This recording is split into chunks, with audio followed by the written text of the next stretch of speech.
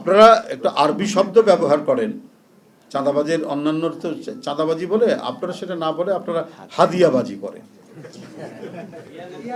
ইয়ানতবাজি করেন, হাদিয়া, ওটা আরবি শব্দ দিয়ে ওটাকে একটা কাভার দেওয়ার চেষ্টা করেন। কিন্তু সেটাও হলো একটা বড় ধরনের এই হাদিয়াবাজি, ইয়ানতবাজি, এটা আপনারা কম করেন না। এবং বহু জায়গায় প্রমাণ আছে যে ধমক দিয়ে থ্রেট করে করছেন। আমি তো 2-3টার নাম মাত্র বললাম, অসংখ্য আছে।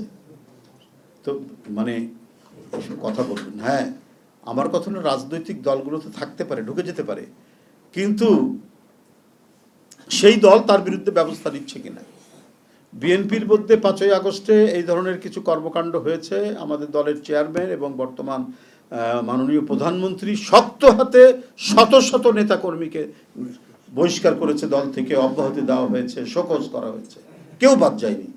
শক্তিশালী নেতা থেকে শুরু করে একবার তৃণমূল পর্যন্ত কেউ বাদ যায়নি। তারপরে চাঁদাবাজির অভিযোগ করেন। তো আপনাদের নামে এবং আপনাদের রোকন, অধিকাংশ রোকন সদস্য, তার নানা ধরনের আপনাদের যে মানে কাঠামো, যে সাংগঠনিক কাঠামোর মধ্যে নানা স্তরের লোক,